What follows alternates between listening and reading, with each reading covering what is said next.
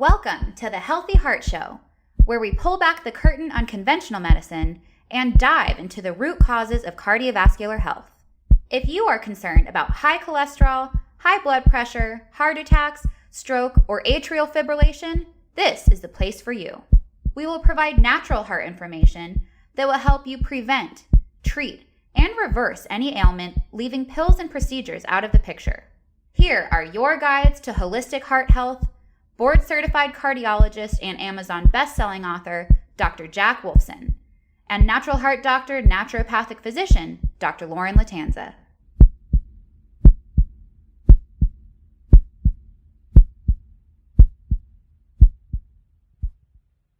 Hello, everyone. Dr. Jack Wolfson, board-certified cardiologist. Welcome to another episode of the Healthy Heart Show, where we bring you the best guests, the best information, all about helping you achieve the 100-year heart. And my guest today is not really about a topic that, as it pertains to heart health, we're not talking about high blood pressure. We're not talking about coronary artery disease or atrial fibrillation or the typical cardiac stuff. What we're going to talk about today is really peeling back the veil on the medical paradigm and what we commonly hear on a daily basis as far as the way things are. You know, this is sickness and this is health. Well, we know that to be incorrect in so many different ways.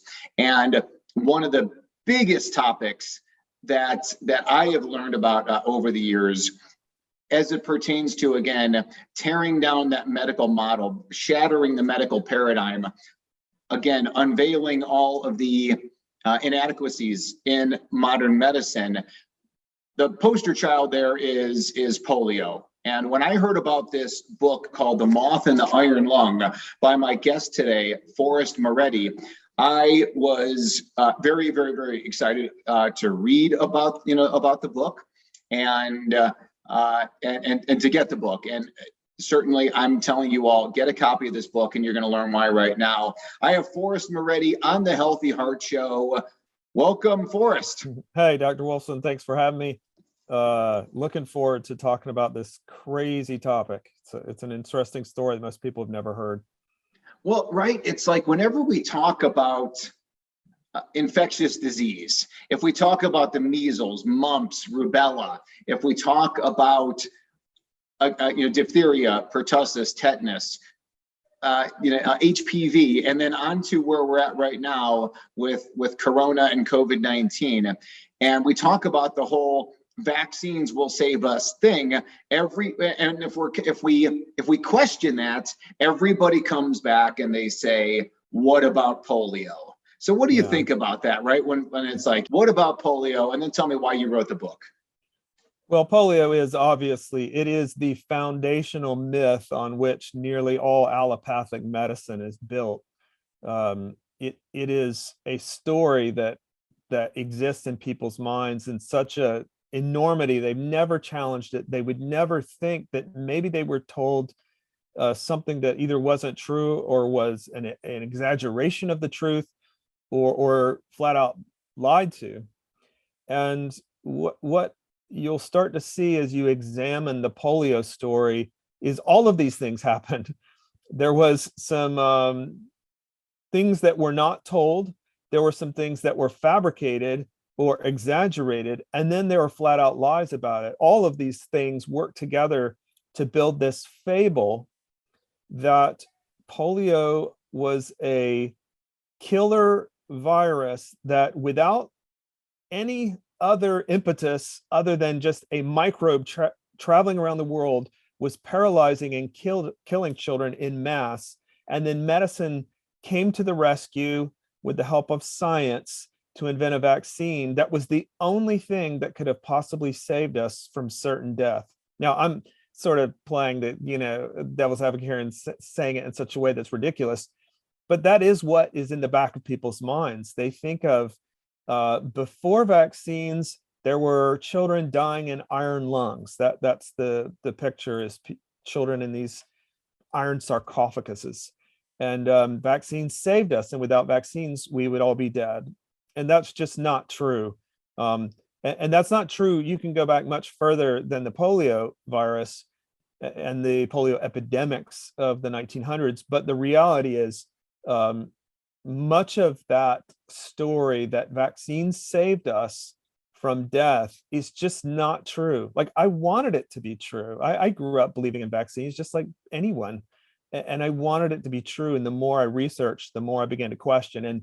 And when polio comes down, the other ones start falling quickly after it, because polio is the one that everyone bases their faith in. Yeah, and my wife and I have been talking about the whole vaccine paradigm, and certainly about polio, for years and years and years. And that's really what I love about your book. Because again, as we've been talking about it and writing blogs about it, and we've actually hosted live events based on, discussing vaccines, including polio. But again, what's so fantastic about your book is that it's so well researched, and it just lays out the entire timeline for how the whole thing went down. And I think ultimately, the vast majority of people, probably 99% plus of the population, have no idea what polio was. They have no idea of the story. They have no idea that poliomyelitis literally means gray matter inflammation. It doesn't speak to a virus. It doesn't speak to the cause. It just speaks to what they were able to anatomically diagnose many years ago.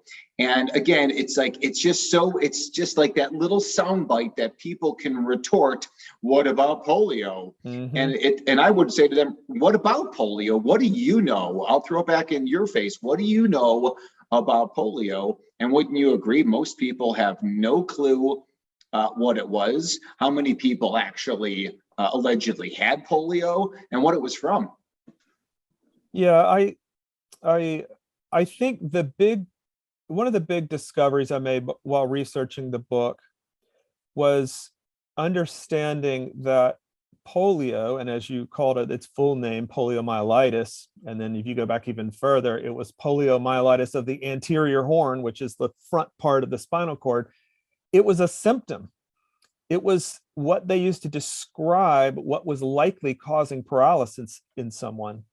And in fact, they do autopsies on animals, and they could see the inflammation in the anterior horn of the spinal cord. And so it was a symptom. If your child woke up one morning and was dragging their legs out of bed, you'd say they had a poliomyelitis, meaning they had a lesion in the gray matter of their spinal cord. It slowly became the name of the disease itself when they started messing around with viruses, like in the 1900s, 1910s. And in fact, there were several viruses that were known to cause this same problem. Well, I should say that were starting to cause this problem. And they just picked one and they named it poliovirus, even though there were 2 or 3 others that did the same thing. But going back to your question about why did I write the book, I had heard stories just like anyone. You'll hear DDT, polio. You'll sort of, if you start down the rabbit hole for 5 minutes, you'll see this sort of DDT polio connection. And that rang true to me a bit, but I wasn't satisfied with that because DDT didn't really come out to the end of World War II. I mean, it was used in World War II, militarily speaking, and then it started being used commercially or residentially right after World War II. So that doesn't explain why polio started making an appearance in the late 1800s and really in the 1900s. And that was the thing I started trying to figure out is why then, though? If children weren't really getting paralyzed until the late 1800s, what was that event? What was that thing that might have triggered some environmental effect that might have caused what used to have been an innocuous infection that anyone could clear without any effect? What caused that to suddenly start having problems? And that's what led me to start doing research. Okay, the first recorded polio outbreak in US history is 1894, Rutland, Vermont. What was going on then? Okay, well, you look back in the Boston Medical Journal, which is an incredible resource of information. 1893, 1 year earlier, 25 people came down with paralysis this summer, and we don't know why. And okay, what's happening around that time? Well, you start looking, and this is the story of the book. There was an invasive species of moth that had been brought into, guess where? Boston, Massachusetts. It had been released there inadvertently. And the pesticide they were using to control it, Paris green, which is what a lot of people have heard about, wasn't working very well. So they invented a new pesticide called lead arsenate. And within a year, polio starts happening in epidemic form. And in fact, the moth starts spreading across the northeast of the United States. And you can track the spread of polio by tracking the spread of the moth, because they were using that lead arsenate pesticide to spray it. So it's incredible how well it correlates. The spread of polio in the late 1800s and early 1900s, it correlates with the spread of lead arsenate, the pesticide.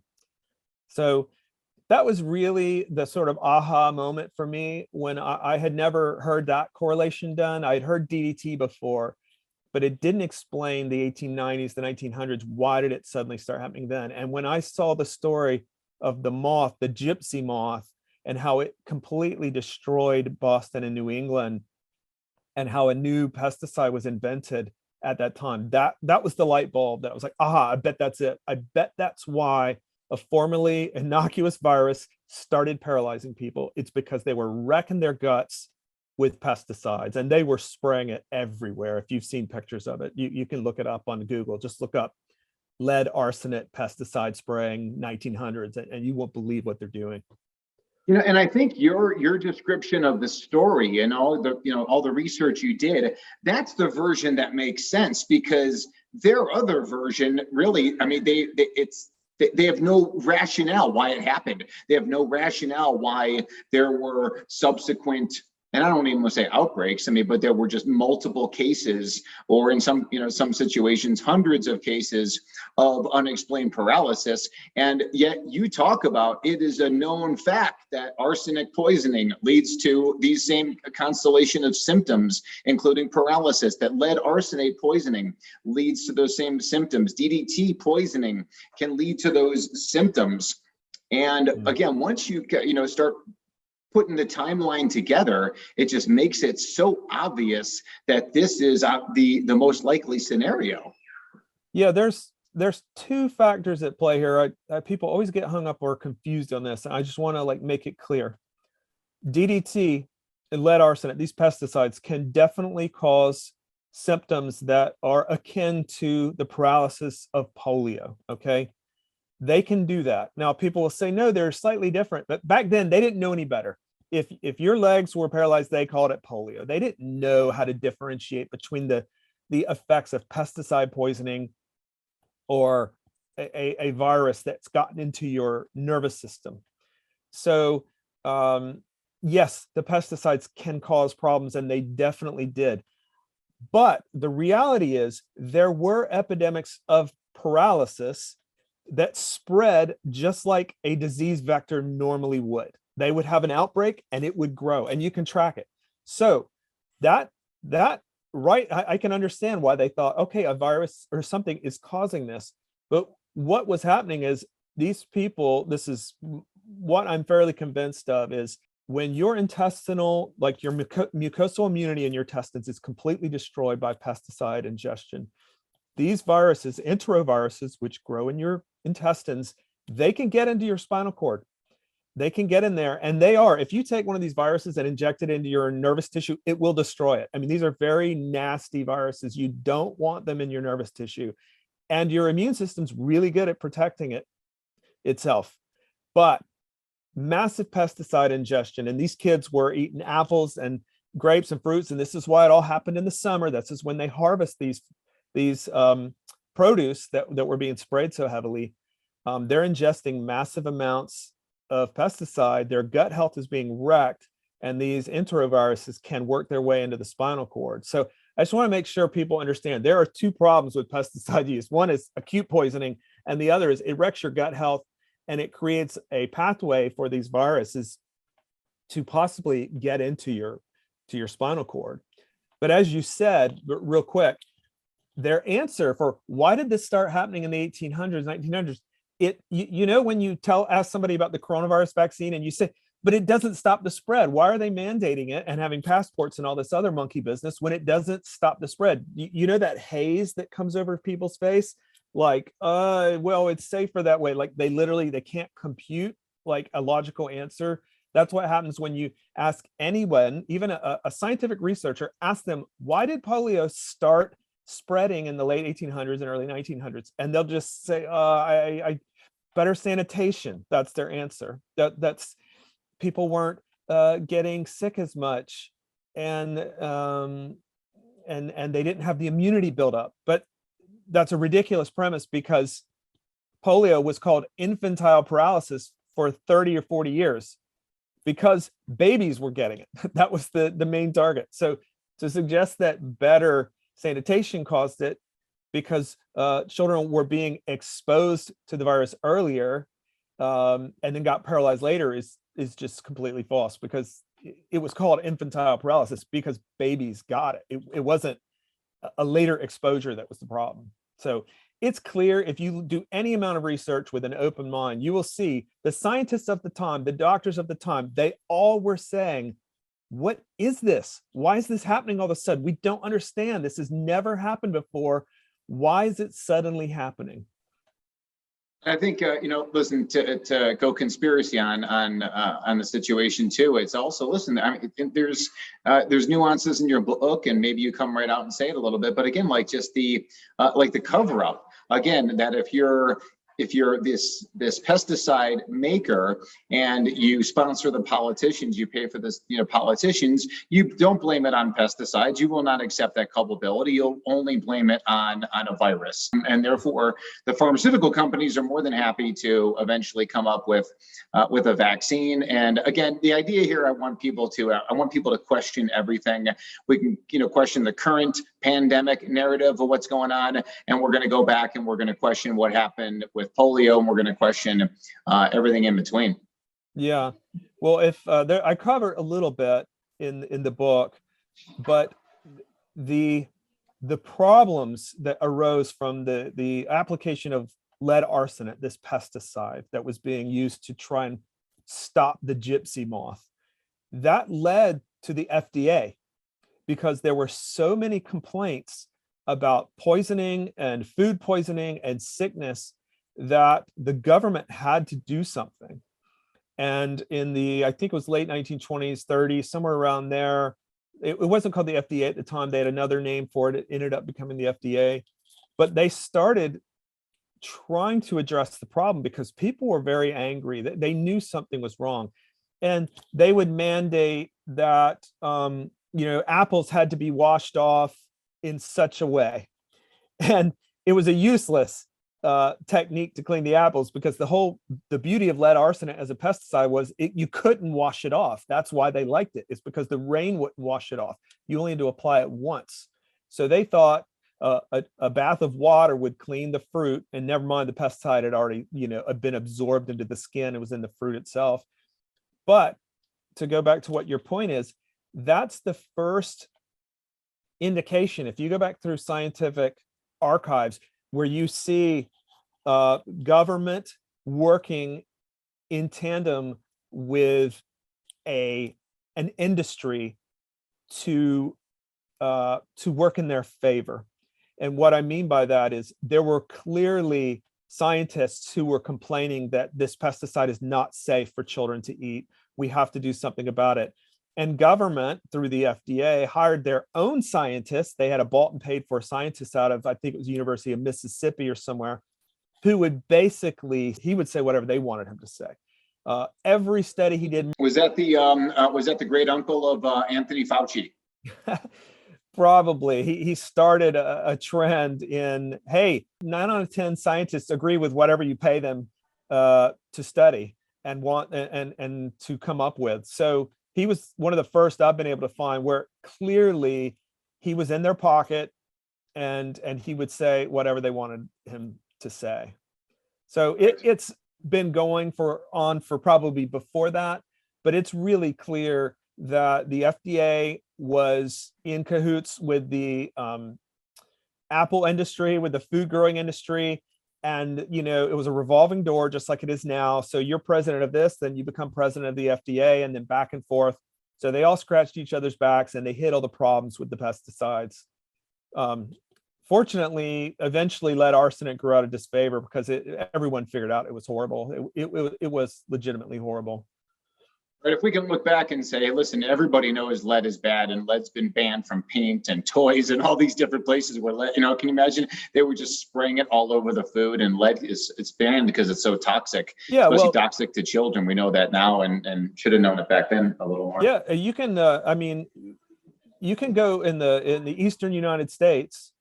You go to Virginia. There's entire developments, neighborhood developments that have had to been razed to the ground because they were apple orchards at one point. Okay. Why is that a problem? Because they were using lead arsenate on the apple orchards for years and years and years. And the people that live in those neighborhoods started to develop problems. This is 100 years later. Okay. Tell me that's not a toxic substance. And once again, toxicity of stuff, we've got so much toxicity in our environment. We know that, but it was causing something else that was causing these viruses to be able to paralyze. That was, I think, the actual problem. It wasn't acute toxicity that was the problem. It was enough of a problem with gut health to cause viruses to be able to paralyze. Well, again, when these environmental toxins, including the pesticides, whether back then it's arsenic or lead arsenate, DDT, and now advancing forward to glyphosate, when you do enough damage to the host, us, then all bets are off. Yes, viruses can get in, bacteria can get in, mold mycotoxins can get in, undigested food particles, glutens, get in, and all these things lead to an immune response. They lead to inflammation, oxidative stress, and then ultimately to symptoms in the individual, which again could be paralysis, could be heart attack, could be stroke. Everyone, listen, we're talking with Forrest Maready. He is the author of The Moth in the Iron Lung. We're going to have links here. We'll have links to buy the book from Forrest. We can have links to buy the book on Amazon. This is your answer when someone says about what about polio? You can either go into it and have a fight, or you can say, read this book by Forrest Maready and all the references in the back, and open up your mind, and you will know exactly what about polio by reading this. You talk about tonsillectomy. That is huge. Talking about, how doctors remove the tonsils, which is one of the starting points, certainly as we talk about oropharyngeal, of the immune system, and why those tonsils are inflamed in children. Instead of finding out the why they're inflamed, they just removed them. So now you remove part of the immune system, and all bets are off, right, Forrest? Yeah, there's essentially three ways that happened around this time period that allowed polio to flourish. Now, the pesticides were the big one. I think that was probably 70-80% of it. But at that time, 1920s, tonsillectomies became incredibly popular. They were used as a cure for anything. If your kid wasn't smart enough in school, well, then yank his tonsils out. If your kid wasn't growing fast enough and couldn't make the basketball team, well, get his tonsils out and you'll see him grow a foot in the next year. It was any ill that your child had would be cured by removing their tonsils. Now, you shake your head at this and go, I can't believe we were so dumb. Unfortunately, we're still just as dumb. We literally are. We're making you can see it now. We're making the same mistakes that we made back then.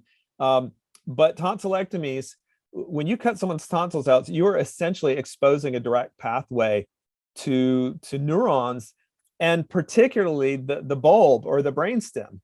And that's the nastiest polio you can possibly get, because normal polio starts at the base of your spine, right where your intestines are, if you're a child at least, and your legs might start to get a little limp. And then if it works its way up, your trunk, you can't support yourself, and then it comes up, and then your arms go limp, and then the intercostal muscles that that allow you to expand your diaphragm. And that's where you get in the iron lung, is because the paralysis had started at the bottom of your spine and it had worked up high enough that you literally could not expand your chest anymore to get oxygen exchange to happen.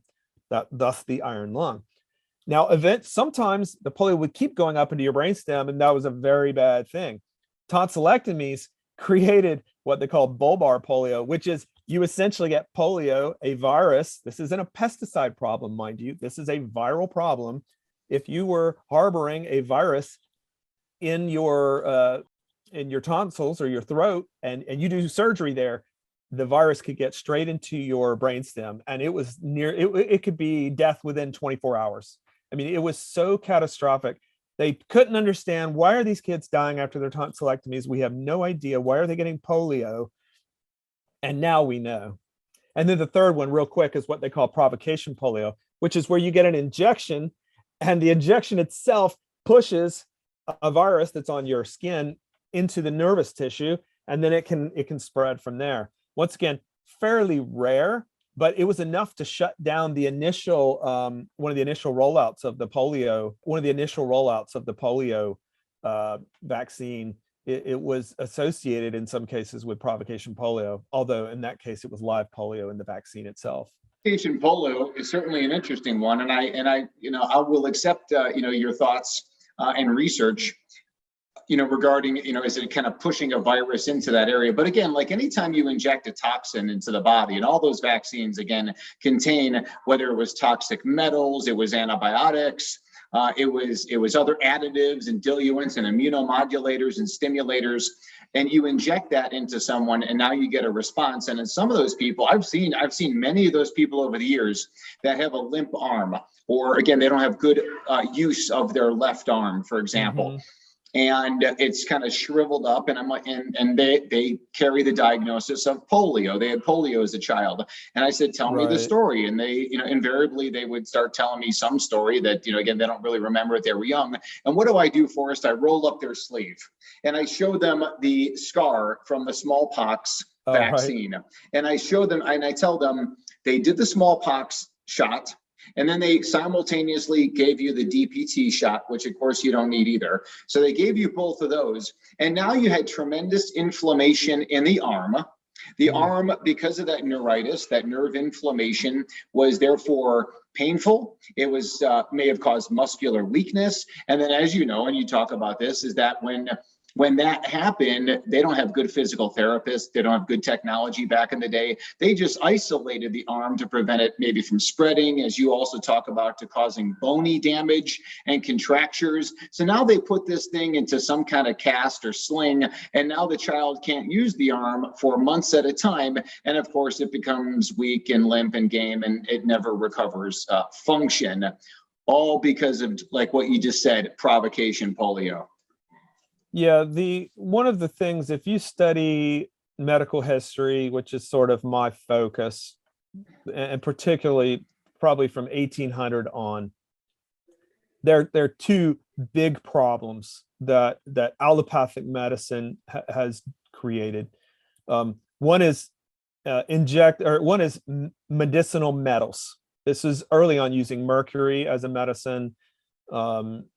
That was not a good thing. Using arsenic as a medicine. Now they weren't for nothing. Obviously, they'd have stopped using them if they didn't do something, but they did actually have some effect.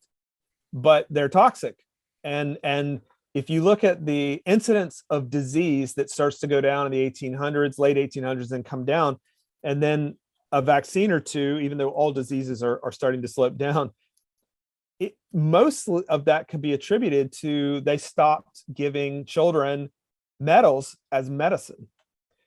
That's probably the single biggest mistake medicine has ever done, is insisting on using metal as a medicine. And in fact, they still include them in vaccines, unfortunately. The other is injection itself. Now, injection is necessary for surgery if you want an anesthetic. There's obviously certain antibiotics, vitamin B injection, whatever. There are things that just can't be done without injection. I'm not saying injection is patently wrong, but you are asking for problems by with needles, with opening this, your greatest immune system on your entire body, your skin and your mucosal immunity, from here down to the other end. When you bypass that, you're asking for problems. You take a chance. I mean, surgeons know this. This is why they scrub up, and this is why they wear masks, so they don't spit in your body when it's open. They know airborne viruses are not gonna, it's not gonna matter for airborne viruses. But regardless, medicinal medicine and syringes have caused a tremendous amount of problems. Now, I think we could all deal without the metals wholesale. The syringes, there are certain things that we're just not going to be able to, move forward as a society without needles in some way. Certainly, your children don't need them unless they're, going under surgery.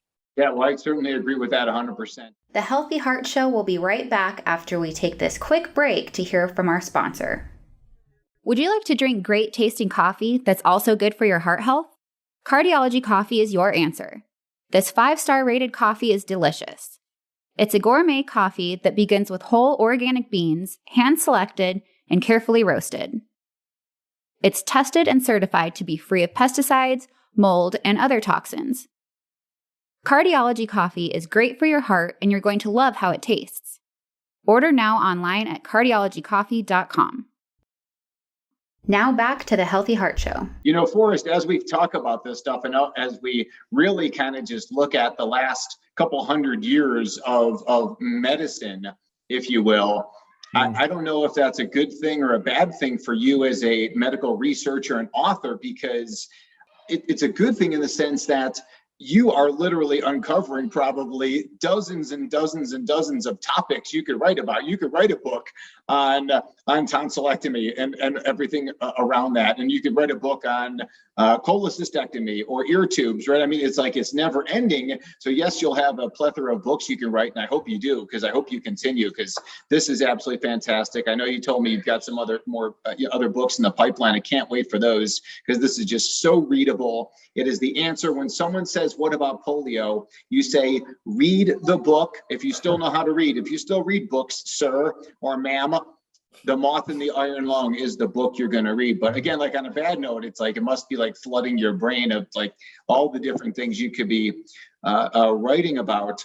Let me say this too. I love how you talk about, again, how these altruistic groups and charities, if you will, were paying for a lot of people with this polio diagnosis. So therefore, the doctors would label the children with polio in order to get coverage for their fees and whatever other bills. And I think obviously that extends even to now, where hospitals label everybody with corona, because that, of course, causes the government to give them more reimbursement for that diagnosis.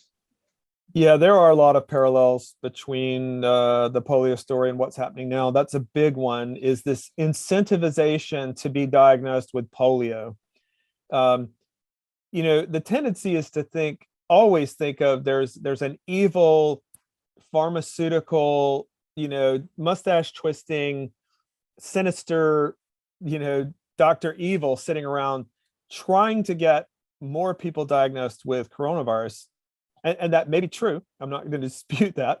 But the reality is, if you incentivize people to diagnose people with coronavirus by offering them more money, et cetera, you're going to get more coronavirus diagnoses. It doesn't matter what the reasoning is behind it. It's just going to happen. Now, that happened in polio because the March of Dimes had been created to help give people money for if their child had developed paralysis. And there were other incentives. So if your child came down with an illness, they were going to likely be diagnosed either by yourself or by your hospital or doctor with polio, so you could get that funding. Now, another interesting parallel, if I may, real quick, is when before the vaccine came out, polio was diagnosed as if a child had residual polio or paralysis in their limbs for more than 60 days, they would have a definitive diagnosis of polio. So what happens after the vaccine came out? You have polio for 48 hours, you now have paralysis. If you take the vaccine, after the vaccine, you have to have paralysis for 60 days, or else you don't have polio. So you can imagine what happens is diagnoses of polio go way down, because suddenly, instead of 48 hours, it's now 60 days. Now, part of that was they were trying to align some there were differing diagnoses of polio from different studies and different hospitals, and they were trying to get them aligned so that they could really compare. I don't think the vaccine industry was completely as corrupt then as it is now. It was getting there, but it wasn't quite as bad. But you've seen they've done this with the PCR testing, the cycle count on the testing for coronavirus. They've adjusted the cycles. And then, of course, if you hand out a gazillion tests through a free website, you're going to get more people testing. You're going to get the rates up. So why do coronavirus rates go up? Well, more people are getting tested. Now, of course, more people are probably getting infected because a lot of people have gotten the vaccine, and unfortunately, it's not stopping anyone from getting infected, and in fact may, exaggerate or help you to get infected. But there's a lot of parallels between polio and coronavirus. We're making the same mistakes. People are suffering in the same sort of man-made way. And people are goosing the numbers because there's financial incentives to do so. Yeah, there are so many parallels. And again, we always talk about, listen, give the body what it needs, take away what it doesn't, make the body strong, make the boost strong. That's your answer as best as you can do, whether it's against viruses, bacteria, wireless communication, radiation, foods, toxins, pesticides, you name it. But I think, again, it's interesting, like you just alluded to, how they reclassified the diagnosis. So of course, if you say, well, 2 days is what we're looking for, obviously numbers will be high. But if you extend it out to 60 days, now a lot of those people recover. They don't qualify for the polio diagnosis. And then also, as you allude to in the book, and we've talked about for years, they just renamed the constellation of symptoms. They called it a transverse myelitis. They called it Guillain-Barré syndrome. They, called it myasthenia gravis. They call it other things. Yet, again, it's still the same constellation of symptoms. And I guess I'll leave that as a comment, but then I do want to circle, back and also talk about the last polio outbreak, if you will, was 1952. And correct me if I'm wrong, were the numbers around like 30 or 40,000? Was it that high? Deaths or cases? Cases. It definitely wasn't deaths, but cases. Yeah. Cases. Yeah, that sounds about right. That was definitely the peak. So again, like if 1950, like that's the peak, and just like it is now, again, the propaganda that surrounds it, because if you look at children, in that age demographic, say, again, the most common age demographic, like you said, infantile paralysis, and then it extended a little bit older and whatnot to older kids, and then to teenagers. There were literally millions and millions and millions of, probably tens of millions of children in that age demographic, and 40,000 allegedly were affected. So if we look back on, of course, most people look back on it and think everybody was stricken from polio and all the kids were paralyzed from it or dying. That obviously is factually incorrect. Yeah, it was, most people don't realize this, but the peak of polio was years before the vaccine ever came out. People kind of go 1950s vaccine stopped polio, but if you actually look at the numbers, 1952, 53 was definitely the highest, and they weren't that high, but they had started going down. The trials for the first injected Salk vaccine, which that vaccine doesn't even work. That's why they don't use it anymore. They use the oral polio vaccine because it actually does work a little bit, but it has a nasty side effect of creating more polio because you excrete the virus. Anyway, the trials in 1954, it was rolled out in 1955. There were a bunch of manufacturing problems. They had to quit it for a few years. Then 57, I think, is when they actually started really getting it into the arms of children.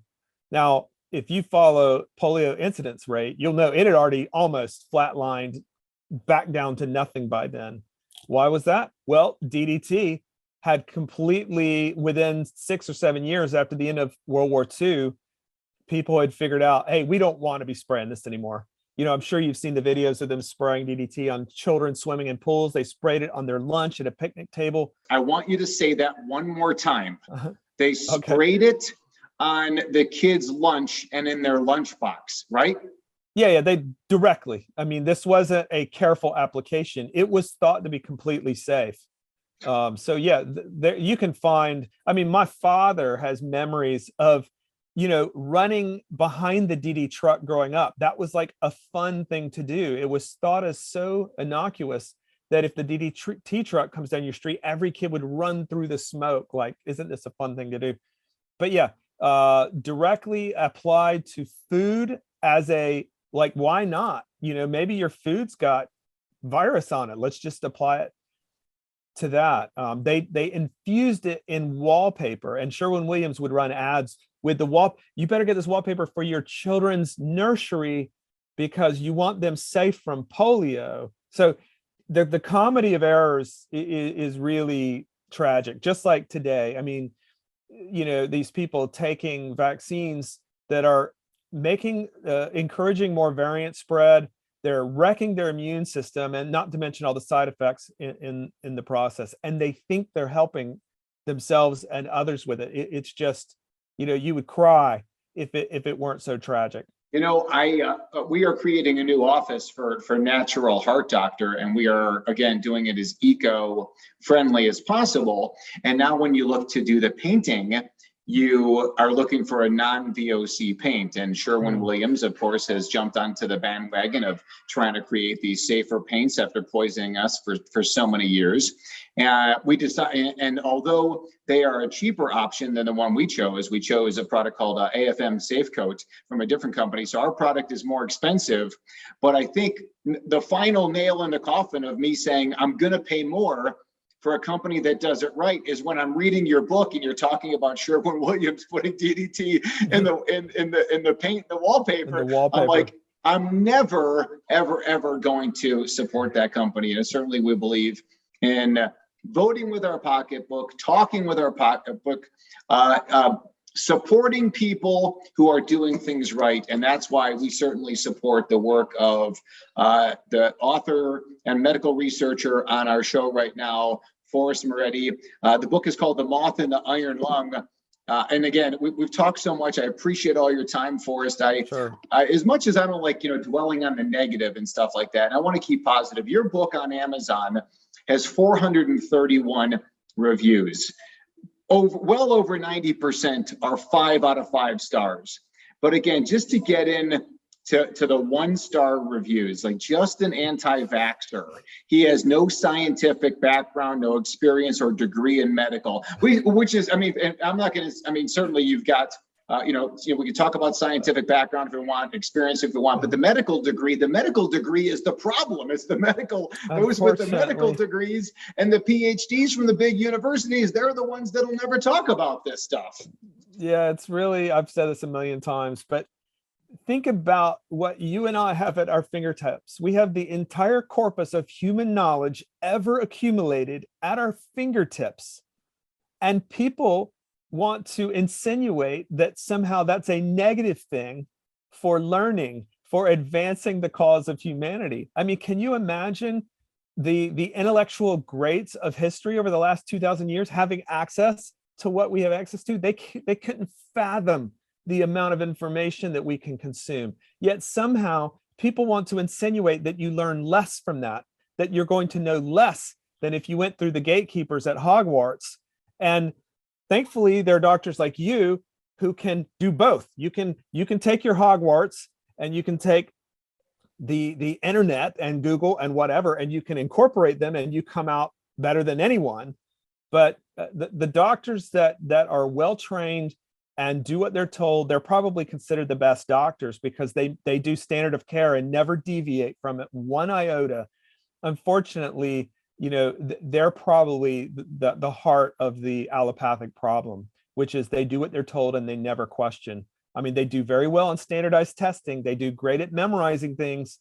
But when it comes to initiative, inquisitiveness, all the things that have advanced medicine and any human endeavor, they just don't have it. Not critical thinkers. I certainly appreciate that. I love when people make the comment about for someone, you're just a mommy blogger. You're just a mommy blogger. Oh, if they only knew. Right. And then for that, it's like, yes, I'm a mommy blogger because I actually went into the scientific literature on a place like PubMed, or like you did, you dive into the old time journals or the old time newspapers to see what the reality was. You actually did research, Yeah. as opposed to the company line of modern medicine. Here is the book on polio. Here is the book on, on cardiovascular disease. Yeah. And of course, in my industry, and it's just all a sham. And again, I appreciate you so much. Everyone who's listening to this, again, for the 30th time, get a copy of this book, get multiple copies of the book, and give it to other people who say to you, what about polio? This is for your mom. This is for your dad, who are in their 70s and they say they remember polio. Again, a lot of these, and I guess I would say this too, Forrest. Let me ask you this. If polio was so bad, and polio was such the scourge of society, and everybody was getting paralyzed, where are they today? Where are those people who are in their mid to late 70s and in their 80s? And where's everybody in all these wheelchairs? Where's everybody with all these paralyzed lower limbs? Where are they? I've met one person in my entire life.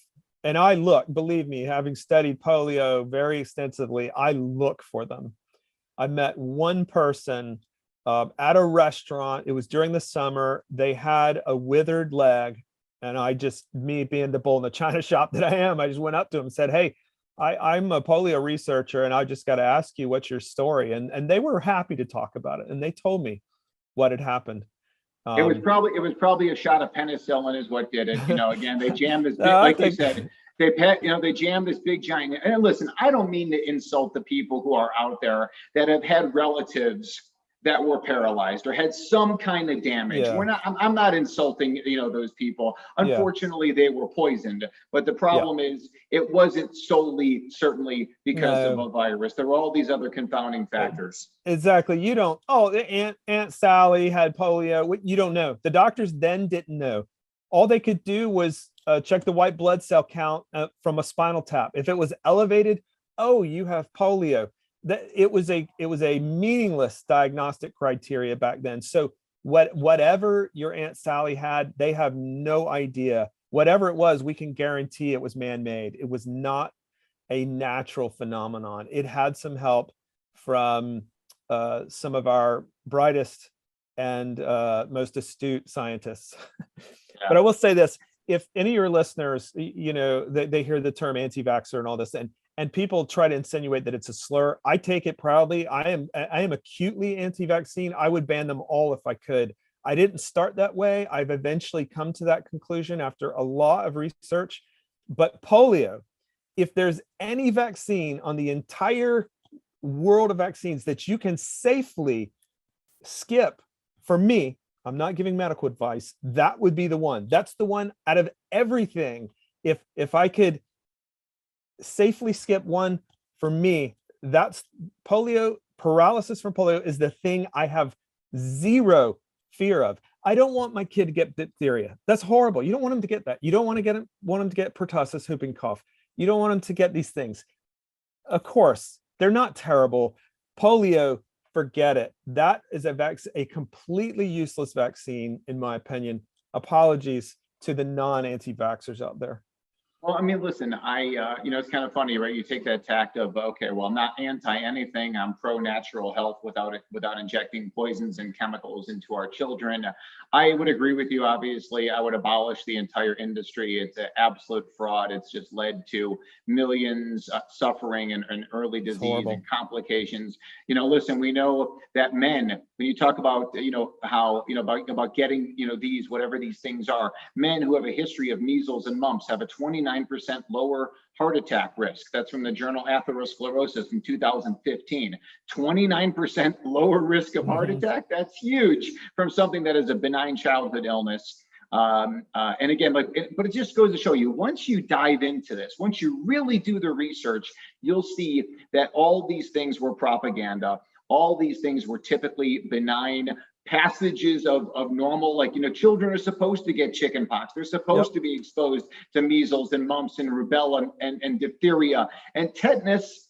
It was rare to die 100 years ago from tetanus. Now it's almost unheard of. We don't even know, again, if the shot has any efficacy, except for maybe, some shoddy animal studies. We have no idea about the whole 72 doses of 17. And now the latest. Question everything. It's criminal. Let me say this too, and then I'll let you get in the final word. But again, I do want to overlay the wireless communication radiation story onto all this stuff as it relates to what happens in the mid to late 1800s with telephone lines, power lines that are occurring in the major cities, certainly Northeast, more than anyone, London, where all these outbreaks, Paris, where all these outbreaks allegedly occurred. And then you go into radio waves in around World War I, and you go into radar installations in the 1940s. And again, now you start getting these polio peaks, then, and even where we're at today with installation of 5G and so on and so forth. Keep that as an overlay as well. Forrest Maready, thank you so much. What is next, and how can people learn about more about you? Well, I appreciate it. Thanks for having me. I've got 2 books I'm working on. One is about the scientific history of gain of function research, essentially scientists purposefully creating dangerous things to help them study things better. And it didn't start with Tony Fauci and coronavirus. Now, he's certainly perfected the destruction it can cause, but it goes way back. And the other is about this concept that all infection is bad. And the reality is it's not. It's necessary. It's as if you were saying exercise is bad. Let's just take steroids. We don't want to go to the gym or do any manual labor because you could get hurt doing that. In the same way, infection is a natural part of human existence, and we need to remember why. That's the other book I'm working on. I've got another project that I'm hoping comes to fruition soon. I'm not going to talk about it, but it's really funny. It's not serious at all. It's mocking these people. It's making fun of them, and anyone who follows me will be able to find out about it within the next month or two. But yeah, I've got my website, forrestmaready.com. I sell my books through there. You can get them without having to go through Amazon. And that's all. I'm just enjoying this time. It's a miserable time for those of us who love freedom and personal liberty. We see what's going on, but at the same time, a lot of people's eyes are being opened. I've always said it was going to have to get worse before it got better, and it's getting worse, but people's eyes are being opened right now in a way that they never have. So any of you who are new to this whole concept that maybe vaccines aren't what we were told, maybe polio story wasn't exactly what we were told, welcome. It's good to have you. We've been wanting you here for a long time. Most certainly. Thank you so much, Forrest Maready. Wonderful episode of the Healthy Heart Show. Our focus here is the 100-year heart and natural heart doctor. We're glad to have you here. Join us. And again, I appreciate the author today. The book is called The Moth and the Iron Lung. We'll put stuff in the show notes. And again, thank you so much to everyone. Cheers to your 100-year heart. See you next time. That does it for today's episode. Thanks so much for listening to the Healthy Heart Show. Please help us get the word out by liking and subscribing to our podcast and our Facebook page, Natural Heart Doctor. Please show support for our podcast sponsor, Cardiology Coffee, your resource for organic, antioxidant-rich, mold and pesticide-free coffee shipped straight to your door. Learn more by adding @cardiologycoffee on Instagram and visiting cardiologycoffee.com. This podcast provides materials for information and educational purposes only and should not be considered medical advice. We encourage you to contact your physician for any of the health issues discussed here.